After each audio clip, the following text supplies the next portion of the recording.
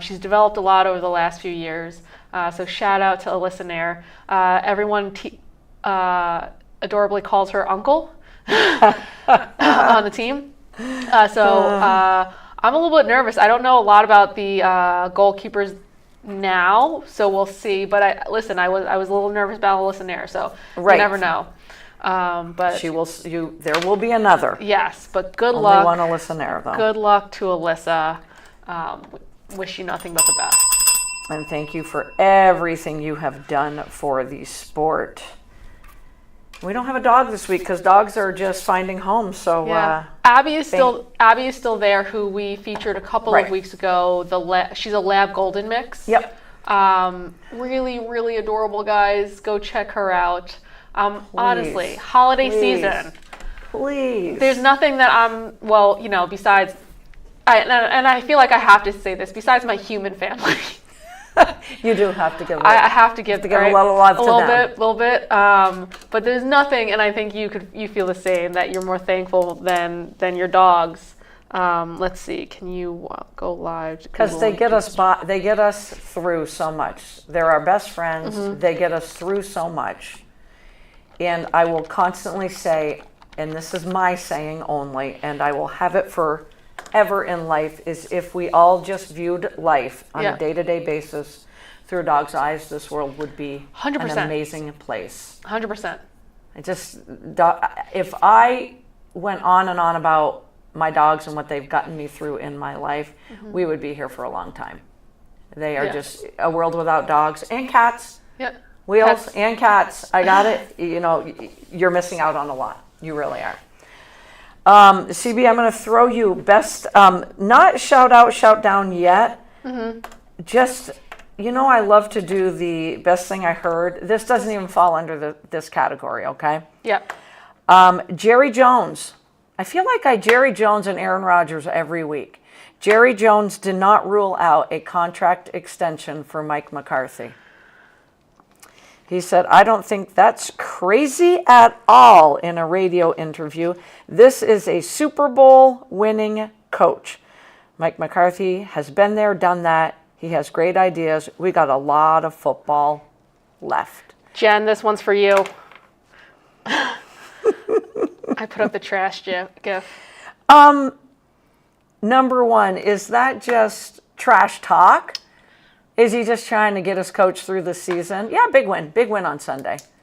One of the best games I've ever watched, if you want the truth, that Cowboys and Commander game. It was wild. That was a wild game. Is he being real, or is he just sugarcoating it because we're in the home stretch now? He's got to just be sugarcoating it.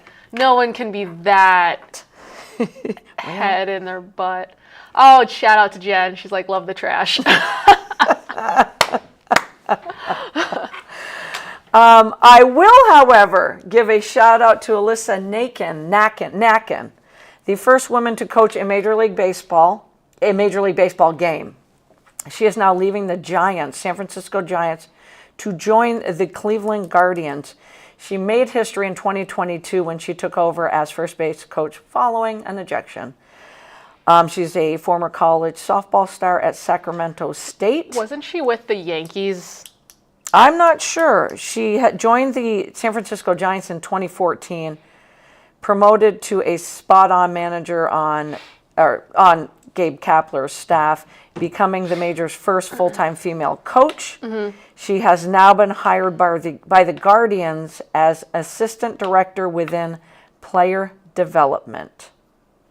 And she is obviously going to be working under Stephen Vogt, who was the AL Manager of the Year. So a big, huge shout out to her. Mm-hmm. I'm going to quickly go to best thing I heard. And CB, I think you're really going to love this one. It was said by Coach Mark Campbell when he said, "You've never done that in your life. Good job, kiddo." The playmaker. She is being unleashed. Good job. He is saying this to Haley Van Lith. Nice. Who had, you're going to fall out of your chair when I say this, her first double-double. Oh, first? First double-double. 18 points and 10 assists in a 76-73 upset win over number 13 North Carolina State. She also achieved a personal milestone in the process of those 18 points, which helped her pass 2,000 career points. So at Louisville, ball was in her hands a ton. Yeah. Big time scorer, 2,000. Yep. I almost want to say we can void last year with LSU. Yeah, it was a mess. Because they did not unleash her and make her into the playmaker that she is. She also thanked her teammates while she wiped away tears and responded by telling them she was built for it. Aww. So she is definitely unleashed and having, I don't want to say a new start to her career because she was fabulous at Louisville. Yeah. But let's just call it made the little hiccup of going to LSU. Yep. And I know I can only speak for myself, was shocked when she picked TCU. Mm-hmm. Same, I think we all were. Yep, she's going to make a lot of noise at TCU. Which is what you want to do right before you go into the draft. Sorry, Raylene's been texting me. They are ranked in the top 25 now. It helps when you knock off number 13, NC State. Mm-hmm. So I expect to see a lot of big things from Haley Van Lith and the TCU Horned Frogs. And we will talk more about college women basketball. Some crazy games. My next read, I wish that Wheels was here, but I have CB to read this to. It's to Daniel Jones. And I am going to give him a shout out. And it also falls under one of the best things I've heard. His response in his presser, he obviously took full responsibility for the team's lack of success. He went 24, 44, and 1 during his time with the Giants, I think 6 years. He's aware of the fact that his record wasn't good enough. I take full responsibility for my part in not bringing more wins. No one wanted to win more games worse than me, and I gave everything I had on and off the field in my preparation. But I'm 100% accountable for my part. I did not play well consistently enough, helping the team get positive results. Mm-hmm. I know you don't want to hear it, but in a world where people don't take enough accountability, God bless them. And absolutely. And this is not as much as I hate on Daniel Jones. You know, he didn't have an offensive line for. No, he did not. My thing was always with the front office is giving him this huge ass contract and letting Barkley go. Absolutely. That was the stupidest thing. Like, yes, you got to give him a couple of years, and yes, he had a good year under Dable. Yep. And then he was injured, but. Yeah, this all goes on the front office as well.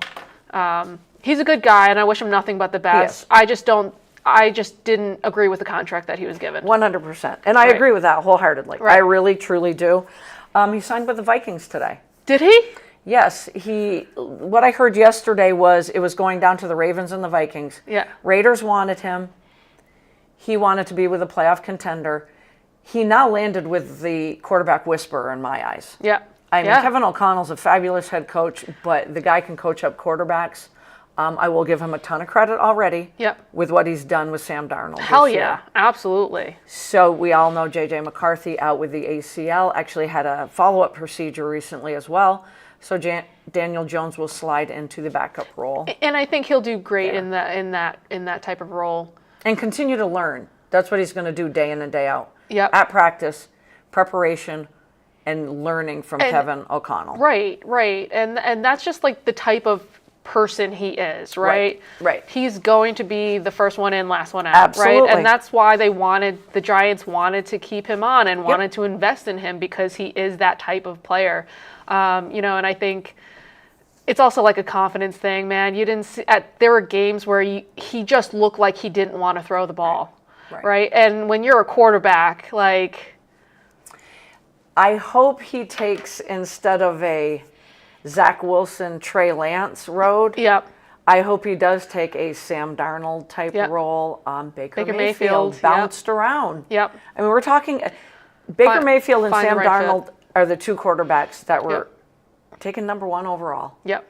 That bounced. Yep. All over the place. And I watch Baker Mayfield now, and I am in awe of the guy. They just have to find the right fit. They have to find the right fit. Coaching, couldn't have said game. that any better. Yep. Best thing I've heard, don't laugh at me because I have to do this. Aaron Rodgers, Diana Rossini, who I absolutely love her reports, is reporting that Aaron Rodgers wants to play for another team in 2025. Wait. Okay. Crickets. Wait. Where's my... Is anybody surprised by that? Nope. I'm not surprised at all. You got your coach fired. General manager Joe Douglas is your guy, and he's been let go now. So I do think that Aaron Rodgers feels as though he's on a bit of an isolated island right now. His best friend was brought in. Maybe not his best friend, but on a playing field. Davante Adams and him. Someone who would be on his in his corner. So he's already saying, I want to go play for somebody else. Shocking. I don't see him staying with the Jets. No. The contract runs through this season. Unless... But who's going to pick him up? Woody Johnson wants to run it back again. But then this is a 40-year-old quarterback who hasn't fully recovered from the Achilles. You're going to bring a brand new coach in who's going to want to put in his system. Yep. And you're not going to do that with a 40-year-old quarterback who better days are behind him. It's a head, and also a head case. Yeah, a little bit of one. I promise that's the only time I'll say Aaron Rodgers today. Okay, I might be lying to you. I do want to give a personal shout out to Coach Bob Wagler and the Norwich men's rugby team. You guys are awesome. Year in and year out.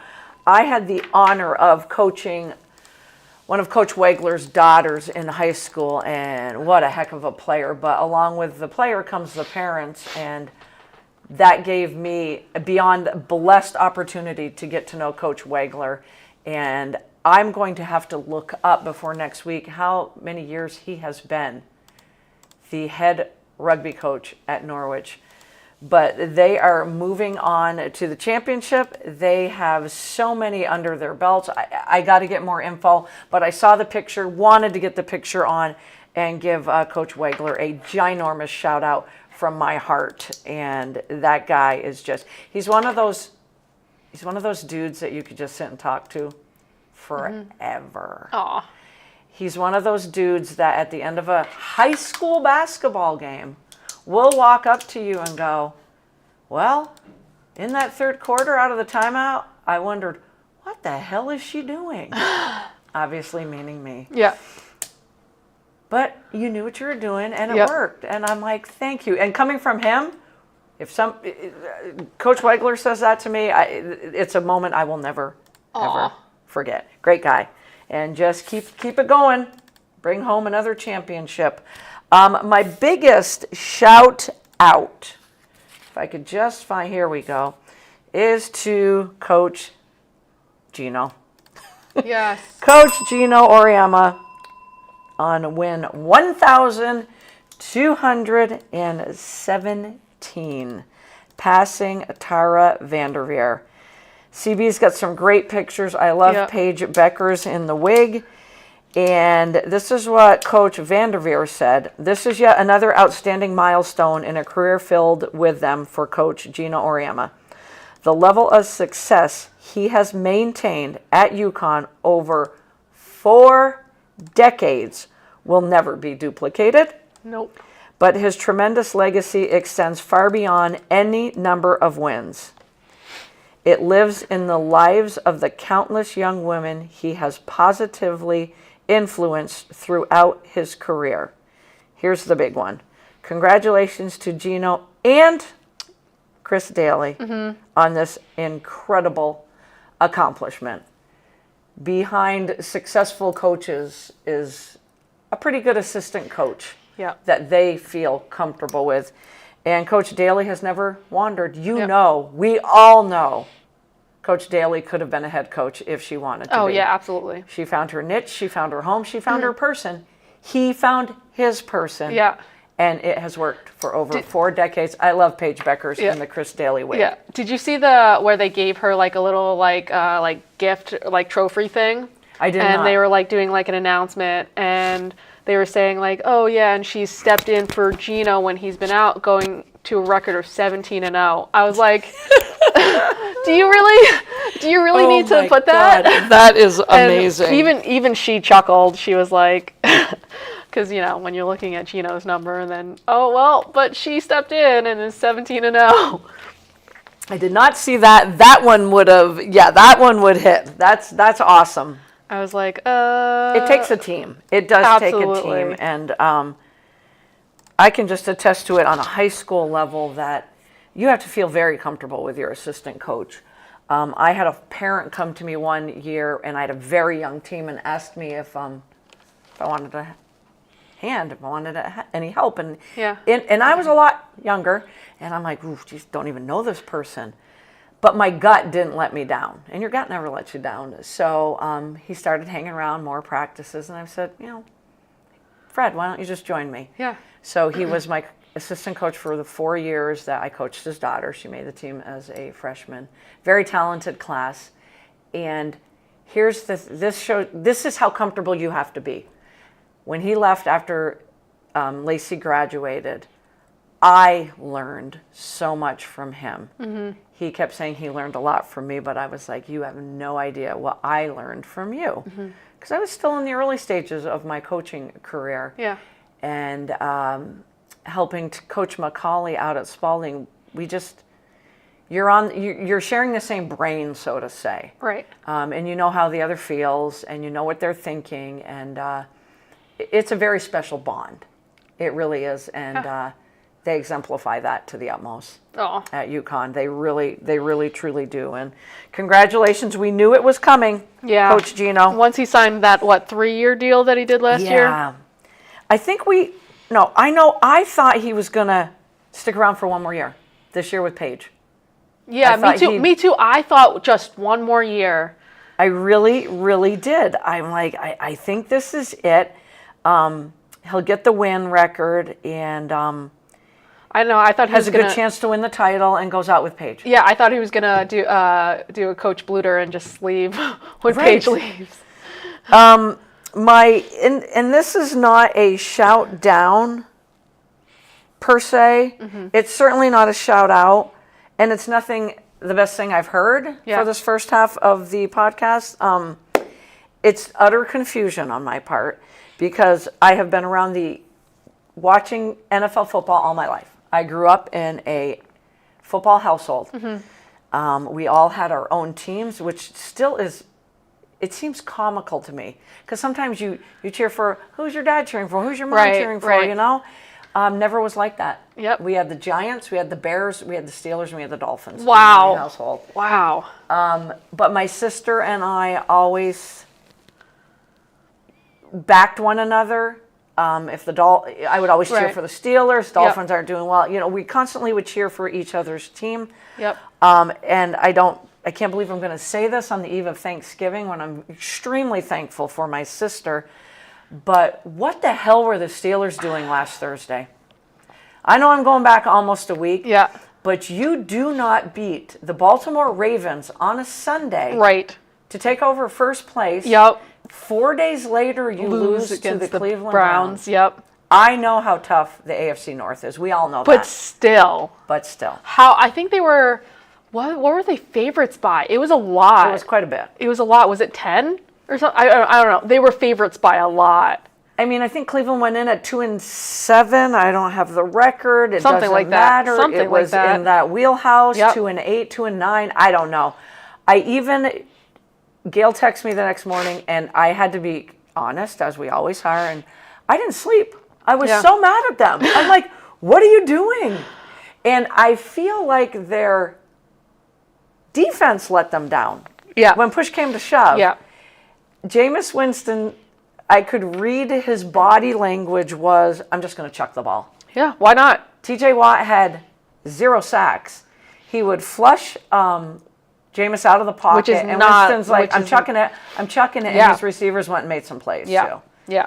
But what so it causes you the next day to, what happened? How can you do that? It's a mental letdown, breakdown, but you got Coach Mike Tomlin. You can't have mental breakdowns. There was a lot of upsets last weekend. So I started reading up, and George Pickens is going to be my shout down for the week. As he should. He said the conditions played a huge part in the game. Oh, baloney. And that the Cleveland Browns really are not that good of a team at all. Well, they just kicked your butt. Hey, DJ. I was just, hey, DJ. I was dumbfounded, beside myself. So here's the other part. The Steelers tried a Hail Mary on the final play in their 5-point loss. But wide receiver George Pickens wasn't one of the players vying for the ball in the end zone. Pickens was otherwise engaged in a wrestling match with Browns cornerback Greg Newsome. The two players locked up as they moved down the field, went all the way into the wall behind the end zone before being broken up by officials and stadium personnel. What are you doing, Pickens?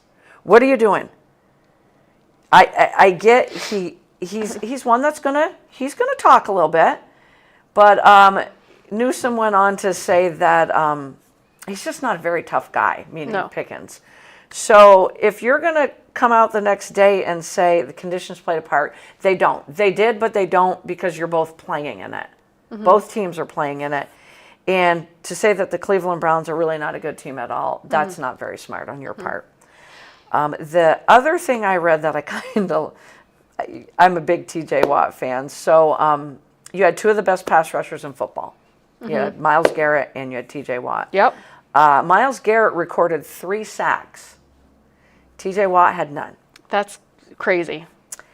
So Myles Garrett, after the game, said, I got a lot of respect for him being TJ Watt. Yep. A lot of respect for all those guys in black and gold over there on the other side.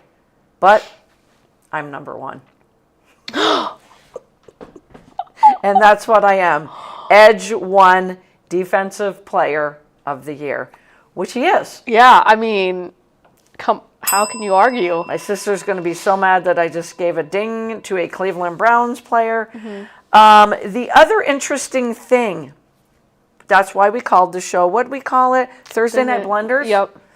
Do you want to hear how bad the Pittsburgh Steelers are on Thursday nights? Ooh, yes, I do. Really bad. Really bad. So, division road games. Yep. Division, within the division. Since 1980, they are 0-8 on Thursday nights. In division games. Yep. Regular Thursday night road games, they are 0-4 in the past 5 years. Their last win on a Thursday was 2016, Thanksgiving night, against the Colts. Mike Tomlin, hired by the Steelers in 2007. Obviously, we all know he's one of the best coaches in the game. Yep. Yet if there's one thing he's struggled with, it's getting his teams prepared for Thursday night games.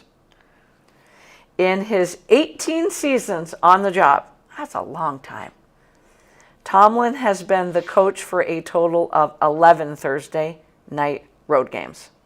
And in those games, the Steelers are 2-9. Damn. 2-9. They do not like Thursday night games. I mean, no one likes them, but they can play them. They are 0-4 in Thursday night games over the past 5 years, which is what I had previously said. That's real bad, though. Really bad, and I'm always good to know for future betting reference. Right, right. I'm sorry. In my eyes, Coach Mike Tomlin can do no wrong. Yep. But on Thursday nights, and I always call Thursday night games, they're either good. Yep. Most of the time they're not. Most of the time they're dog poop. They're trash. They are trash. And we had the Commanders and the Eagles the week before, a good game. Yep. So sometimes when you get that even playing field, but it's when you have somebody heavily favored, which is a lot. It happens a lot. And there was no more heavily favored that I can recall this season, than last Thursday's game. Yeah. And then the Ravens go out and beat the Chargers in the Harbaugh Bowl. Yep. So the Steelers have gone from 2 games up to 1, and 1 is nothing. Yep. 1 is nothing. So I'm sorry, sis. I'm sorry that I had to give your Steelers a shout down. I really am, but I had to do it. I had to do it. One last to round out the first half of 4 quarters. I want to give a shout out to the Vermont Coyotes. Owner Anthony Marquise, basketball operations Andy Busono, business operation Martha Braithwaite, GM Chris Bedore, head coach Jesse Palmer, assistant coach Joe Ulrich, and assistant coach and director of community relations Nashanda Broman. I stopped by the Barre Odd this past Sunday, and they were having like an open tryout. Yeah. And I actually was at the BOR watching my goddaughter Lily play hockey, which ended up being fabulous. Yeah. Loved it. So stopped by, see what's going on. Got in, all the open tryouts were done. A lot of high school kids shooting on the court.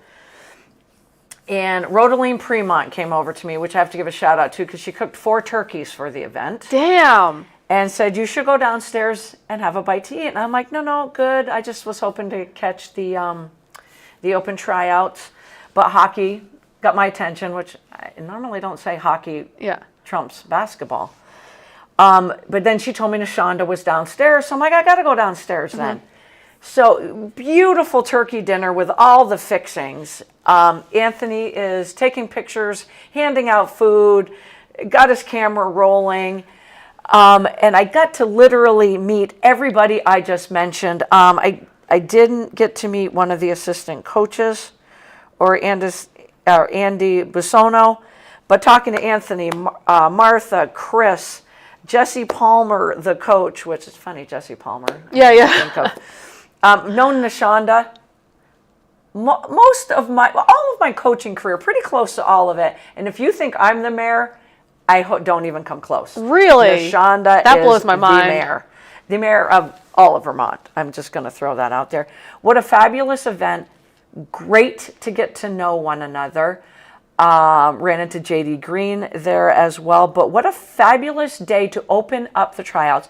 They'll have more tryouts, I believe, coming up, but it won't be open to the public. Yeah. They just had panel questions and answers to begin with. Oh, that's Michelle cool. Alberghini joined that panel as well. So it was just, the atmosphere was fabulous. Yeah.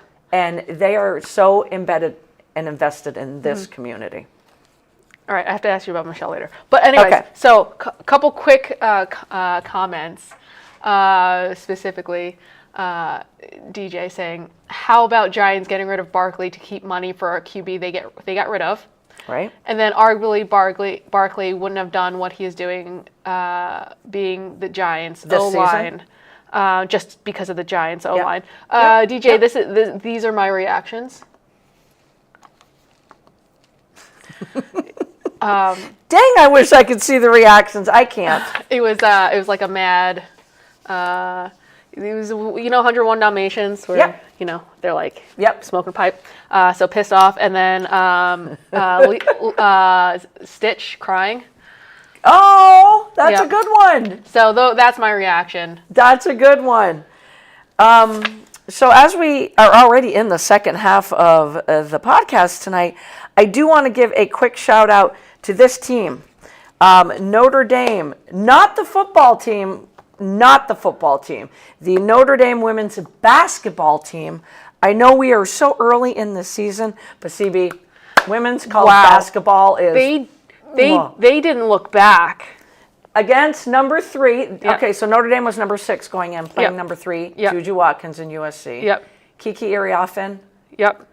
Was that a statement win early? Oh, yeah, absolutely. Like I said, they on both sides of the court, and then they took the lead, and they just didn't look back. Never looked back. Wheels sent me a text that said, this team is hot, this team is for real, right along those lines. Legit, yep. And I know that I've pounded the table the last couple of weeks saying Hannah Hidalgo and Olivia Miles are the best backcourt in college women's basketball, and there's a lot of great backcourts. So big win for Notre Dame. As that win happened on Saturday, it got trounced in a big way on Sunday when the UCLA Bruins knocked off the defending back-to-back undefeated champs from last year, the South Carolina Gamecocks, 77-62, and it's what you just said, never looked back. Yep. South Carolina was missing shots that normally fall. Yep. UCLA could not miss. How pissed do you think Dawn was? I think probably pretty pissed. I think someone asked Asia on Threads, which is like the Instagram, like Twitter-esque Instagram thing, what Dawn was saying in the locker room, and she's like, I don't want to think about that trauma anymore. Something along those lines. Oh my God. Something along those lines. So that was a 43-game winning streak. Yeah. That ended for South Carolina. I'll ding ding because kudos to them. Undefeated season. Yep. 43-game winning streak. But here's the big part of that. In the newest polls that came out Monday. Oh, the power rankings? The power rankings, the new AP polls, UCLA is number one for the first time in history of the program. Ever? History of the program. First time being ranked number one. Wow. And South Carolina was number one in the polls for 61 of the past 62. 61 out of the last 60. Well, I mean, they've been undefeated, so that makes sense, but still crazy when you think about it. And here's a quote. I love this quote. I think the piece that really hits me is that we're doing something for the first time in school history, and we shared it with decades of alum. Yeah. This comes from UCLA coach Corey Close after the poll was released. It was great to have so many alumni in our locker room to share it with. The people that blazed the trail for us where walking in is really, really special. And good for her. Yeah. She's one that I really enjoy watching on the sidelines. Yeah. Animated. Yeah. Looks like a cartoon character, animated. She is so funny, and she's always like, you like Dawn Staley doesn't really. No, she just looks, honestly, looks pissed most of the time. Pissed all the time. So, and a huge congratulations to UCLA. A huge congratulations. I watched that game, not live, just rewatch, and I enjoyed it. Yeah. I mean, I know I'm a Dawn Staley Me too. fan through and through, and I cheer for South Carolina, but I'm a basketball junkie. Yep. And I wear this proudly right now. CB and I might actually see this team play in January. But UCLA, kudos. A fun team. Very well-rounded team. Getting to know that team and a lot of others. It's just so much fun. So I will throw this out there. I know that Thanksgiving is a time of being thankful for everything. But come on, people watch football all day long. Yep. There is a basketball game on tomorrow at 1:30 I can't NBC. wait.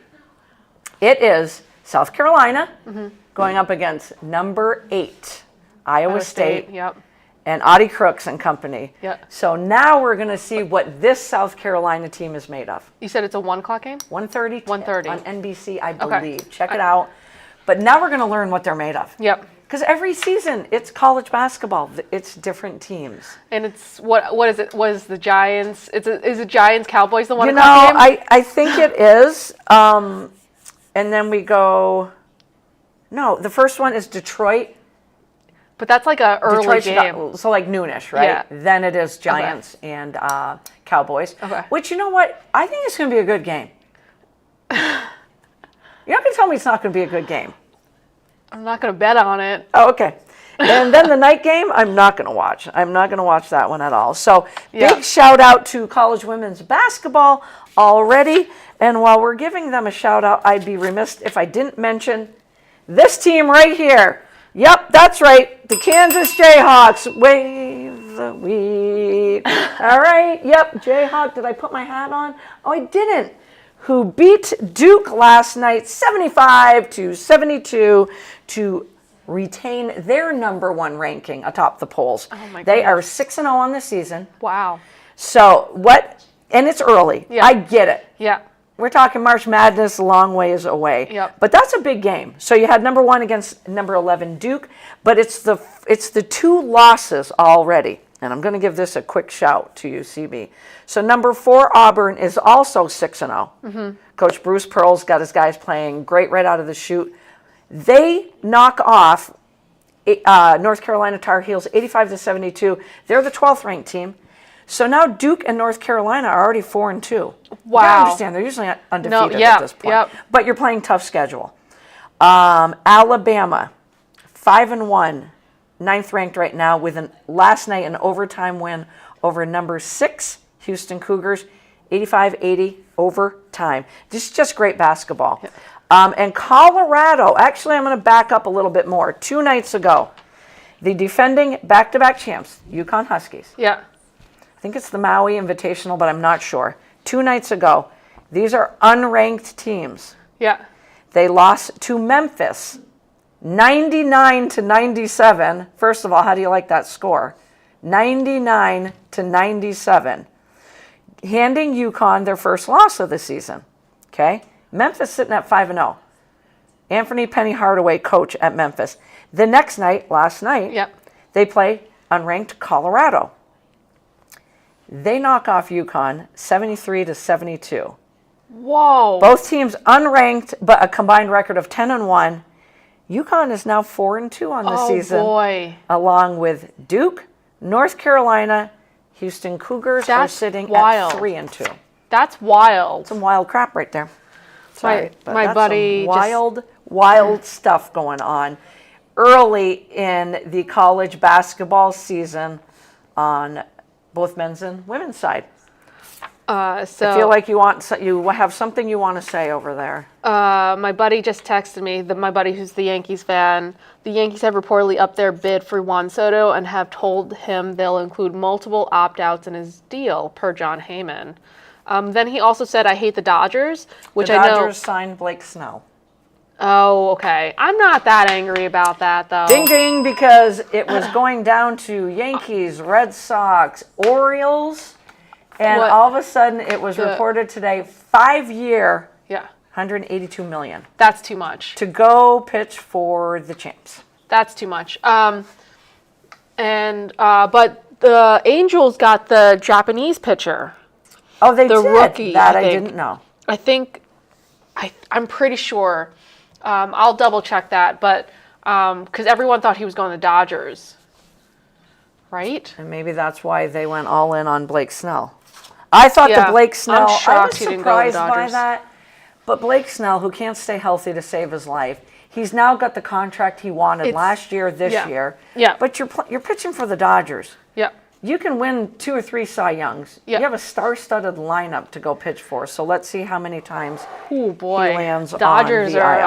Dodgers are become. You know what disgusting. I wanted to name the show? Roll over tide, roll over tide, roll over tide. Nobody's going to get that but me, because I really can't stand the Crimson Tide when it comes to college football. Mm-hmm. They lost. You were at the house. Yep. They lost to an unranked team in Oklahoma. Yep. You guys were counting down the minutes. Can we be excited yet? You now have 3 losses on the season. I'm here to say I'm going to be pissed if they get into the college football playoffs. Top 12. Yeah. 3 losses. But if a team's going to get in with 3 losses, it's going to be them because of who they are. That's so annoying. Here's what I would pound the table for to the committee that doesn't know who the hell I am. Yeah.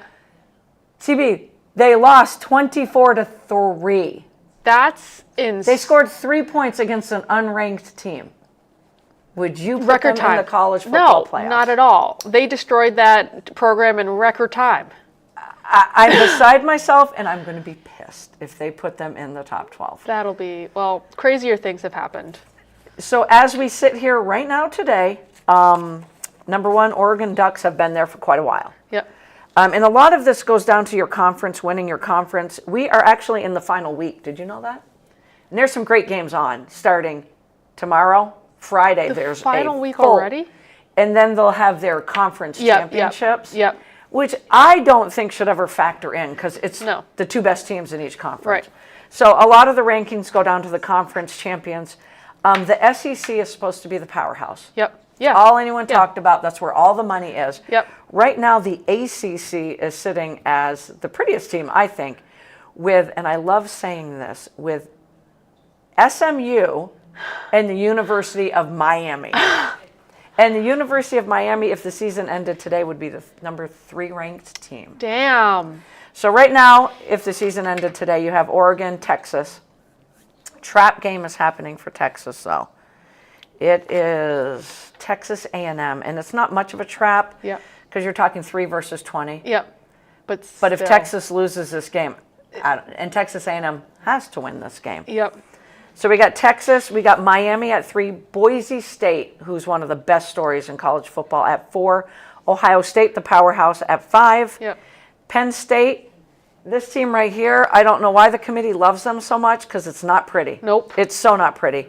Notre Dame, who's probably the scariest team in college football right now.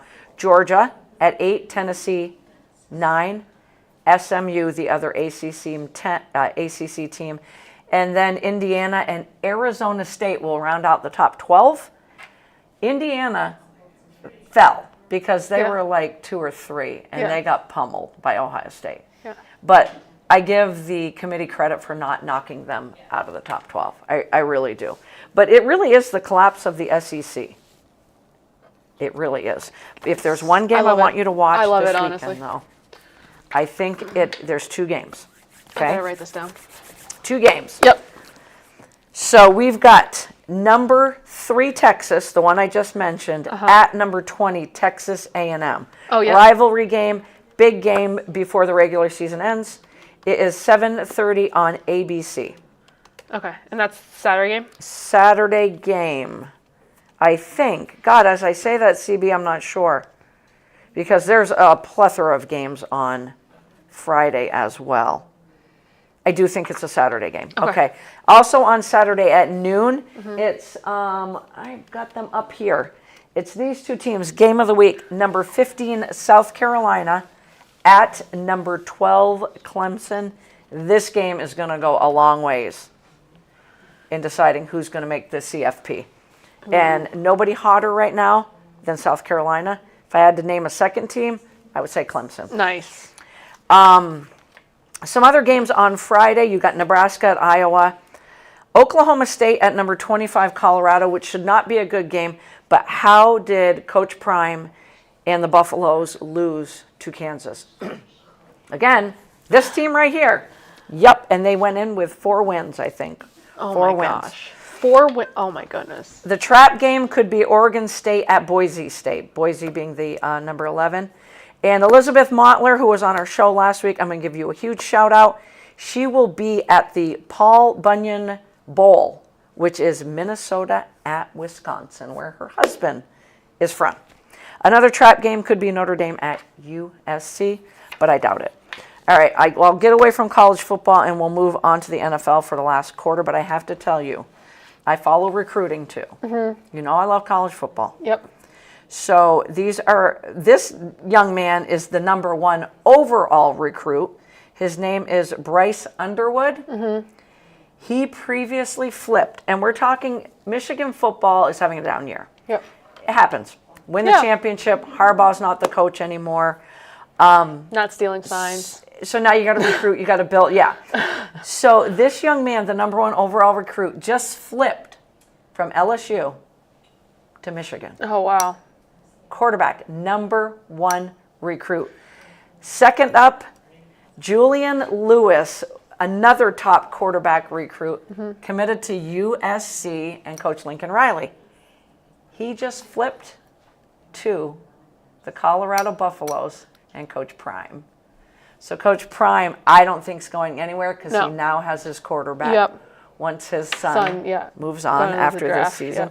A lot of these big prospects, though, in college football don't play in the bowl games because they don't want to get hurt. Right. Makes sense. Best thing I heard today was Coach Prime saying he expects Shedeur Sanders and Travis Hunter, Good for who is him. projected to be the number 1 pick, Good for him. to play in their bowl game because they were not in a bowl game last year. Yeah. So Good lots for him. going on in college football. When we wrap up and I say sports all day, every day, Yep. starting tomorrow, straight through. Yep. Straight through. All right. I'm trying to remember how we did in our pick six last week.